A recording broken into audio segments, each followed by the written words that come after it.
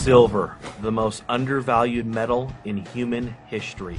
Gold today is without a doubt more rare than silver. But what about tomorrow? On average today, for every 10 ounces of silver pulled out of the ground, only 1 ounce of gold is mined.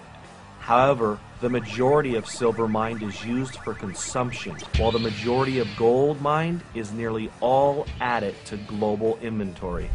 Yet precious metal investors, as small of a group as they are still investing $7 in GLD for every $1 they invest in SLV. Looking at modern history, silver is destined to be more rare and certainly worth more than gold. In 1950, there were 10 billion ounces of above-ground available silver. By 1980, it shrank to 3.5 billion ounces. And in 2010, it is estimated that above-ground available silver supply is between 500 to 700 million ounces. To put this into perspective, total above-ground available gold in 1950 was 1 billion ounces. And today, it's estimated to be around 7 billion ounces. In 1980, when silver nearly reached $50 per ounce, global population was 2.5 billion people. Global GDP was $10 trillion, and China had the 11th largest economy. Today, global population is near 7 billion people. Global GDP, $60 trillion, and China is now the second largest economy. So the population since 1980 is up 176%. Global GDP is up 500%. Above ground available gold is up 600%. Meanwhile, above ground available silver has plummeted at least by 91%, and the price is still down 46% from its 1980 high of $50 per ounce.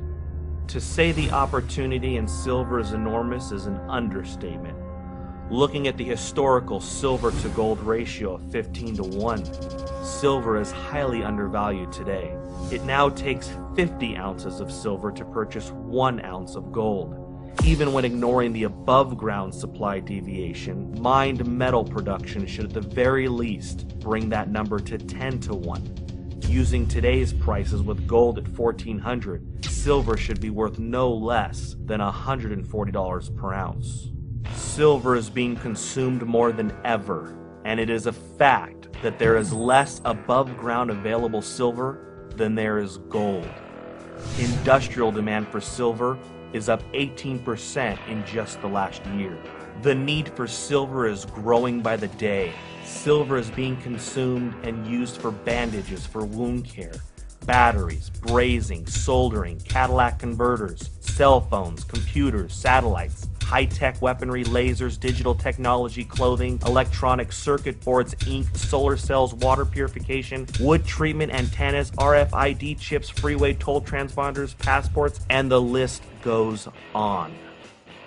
From 1990 to 2000, nearly 2 billion ounces of above-ground available silver disappeared to consumption. Yet industrial demand for silver was only 35% by the year 2000. Today, it's 54%. And looking at the new uses for silver, the silver production deficit will only widen. China, since 2003, has been growing its solar energy base by almost 100% every year. By 2014, the world will need 130 million ounces of silver just to satisfy 1 year of global solar demand. The world has consumed so much silver in the last 50 years that the last time above ground available inventory was this low was 1300 AD. The deficit of silver production has been met mostly from government stockpiles. The U.S. has dumped nearly 5 billion ounces since World War II into the silver markets. But as of 2010, according to the USGS, government stockpile for silver are listed as none. The supply and demand deficit continues to be ignored by global investors year after year, decade after decade. Total mining production for 2009 was 710 million ounces. Total demand was 889 million ounces. That's a mining production deficit of 179 million ounces to meet demand. With each day comes a new use for silver, and the supply and demand deficit continues to eat away at the above ground available supply.